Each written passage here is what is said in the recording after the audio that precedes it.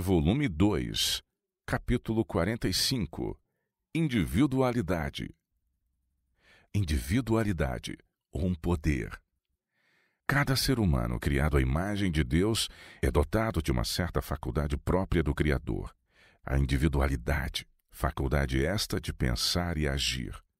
Os homens nos quais se desenvolve esta faculdade são os que arrostam responsabilidades, que são os dirigentes nos empreendimentos e que influenciam nos caracteres.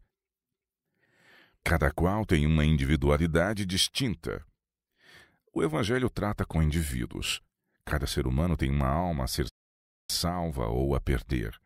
Cada qual tem uma individualidade separada e distinta de todas as outras. Cada um tem de estar convencido por si mesmo e convertido por si mesmo. Tem de receber a verdade, arrepender-se e obedecer por si mesmo. Tem de exercer sua vontade por si próprio. Ninguém pode fazer esta obra por procuração. Ninguém pode submergir sua individualidade na de outro. Cada qual tem de, por sua própria ação, render-se a Deus e ao ministério da piedade. Unidade na diversidade. É plano do Senhor que haja unidade na diversidade. Não existe um homem que possa servir de critério a todos os outros homens. Nossos vários encargos são proporcionados a nossas várias capacidades. Fui expressamente instruída de que Deus dotou os homens de diferentes graus de capacidade e então os coloca onde possam fazer a obra para a qual se acham habilitados. Cada obreiro deve dar a seus coobreiros o respeito que deseja lhes seja concedido. A mente dos homens difere. Por que precisamos de um Mateus, um Marcos, um Lucas, um João, um Paulo e todos esses outros autores que apresentaram seu testemunho acerca da vida do Salvador durante seu ministério terrestre?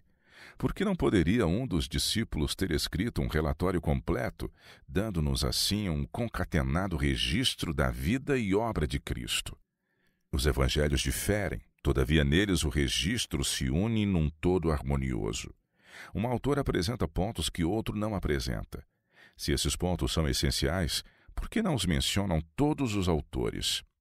É porque a mente dos homens difere e não compreendem as coisas exatamente da mesma maneira. Algumas verdades apelam muito mais fortemente ao espírito de uma classe de pessoas do que a outros.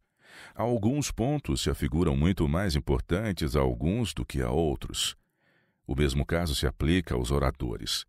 Alguns oradores se demoram em considerações longas sobre pontos que os outros tocam apenas ou nem os mencionam. Assim, a verdade é apresentada mais claramente por vários do que por um só. Não deve ser destruída a individualidade. O Senhor não deseja que nossa individualidade seja destruída. Não é seu desígnio que quaisquer duas pessoas sejam exatamente iguais nos gostos e disposições. Todos têm característicos que lhes são particulares, e estes não se devem destruir, mas educar, moldar, afeiçoar segundo a semelhança de Cristo. O Senhor dirige as aptidões e capacidades naturais em sentido proveitoso. No aperfeiçoamento das faculdades dadas por Deus, o talento e a capacidade se desenvolvem se o instrumento humano reconhecer o fato de que todas as suas faculdades são dom de Deus, para serem empregadas não para fins egoístas, mas para a glória de Deus e bem de nossos semelhantes. Cada criança com sua individualidade. Pode a criança ser tão disciplinada que, como animal, não tenha vontade própria, perdendo-se a sua individualidade na do mestre. Tanto quanto possível deve cada criança ser ensinada a ter confiança em si mesma. Pondo em exercício as várias faculdades, aprenderá onde é mais forte e em que é deficiente. O instrutor sábio dará especial atenção ao desenvolvimento dos traços mais fracos, para que a criança possa formar um caráter bem equilibrado e harmonioso. O casamento não destrói a individualidade.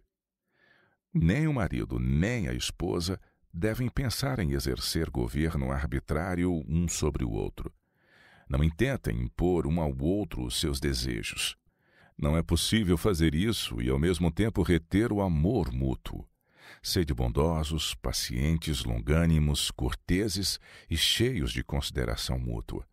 Pela graça de Deus podeis ter êxito em vos fazerdes mutuamente felizes, como prometestes no voto matrimonial.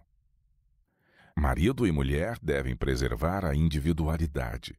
Conselho a casados recentes.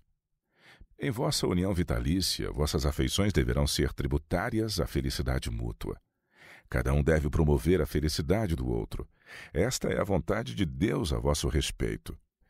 Mas ao mesmo tempo que vos deveis unir em um só ser, nenhum de vós deverá perder na do outro sua própria individualidade. Deus é o dono de vossa individualidade. A ele deveis perguntar: que é direito? Que é errado? Como poderei eu melhor cumprir o propósito de minha criação? Ou não sabeis que o vosso corpo é o templo do Espírito Santo, que habita em vós, proveniente de Deus, e que não sois de vós mesmos? Porque fostes comprados por bom preço, glorificai, pois, a Deus no vosso corpo e no vosso espírito, os quais pertencem a Deus. 1 Coríntios 6, 19 e 20. Vosso amor ao que é humano deve ser secundário ao vosso amor a Deus. A força de vossa afeição deve refluir para aquele que deu a vida por vós.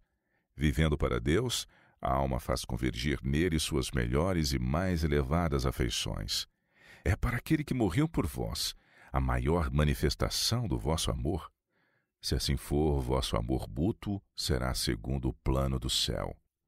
Nós temos uma individualidade particular nossa, e a individualidade da esposa nunca deve emergir na do esposo.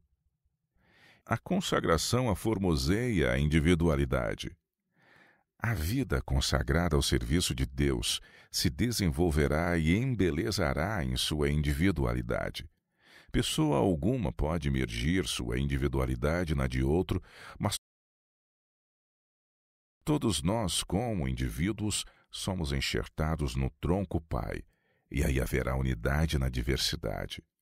O grande artista mestre não fez duas folhas da mesma árvore exatamente iguais.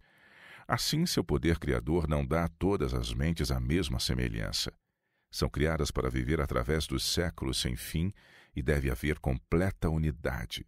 Mente se amalgamando com mente, mas não existem duas do mesmo molde.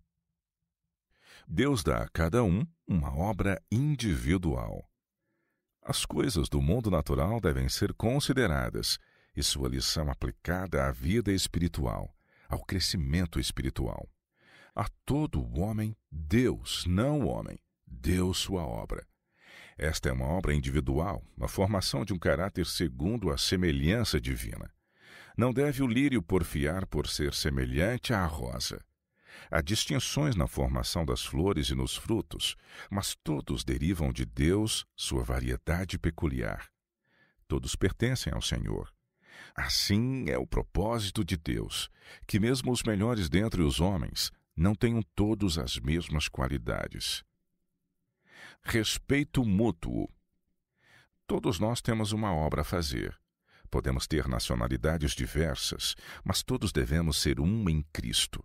Se permitirmos que peculiaridades de caráter e disposição nos separem aqui, como podemos esperar viver juntos no céu? Devemos nutrir amor e respeito mútuos. Tem de haver entre nós a unidade pela qual Cristo orou. Fomos comprados por preço, e devemos glorificar a Deus em nosso corpo e nosso espírito. Completo fracasso quando copiamos outros. O homem que procure seguir os moldes do caráter de qualquer outro homem fracassará por completo. Toda pessoa deve esperar de Deus o cuidado de si, negociando com conscienciosa fidelidade com os talentos que Deus lhe confiou. Desenvolvei a vossa salvação com temor e tremor, porque Deus é quem efetua em vós tanto querer como o realizar, segundo a sua boa vontade. Filipenses 2, versos 12 e 13. É em vós, irmão, em vós, não em algum outro por vós. Vós deveis ter uma experiência individual. Então tereis alegria em vós mesmos e não em outro. Cada mente tem sua força particular. Dói-me ver o pouco valor atribuído a homens a quem o Senhor usou como instrumentos e a quem ele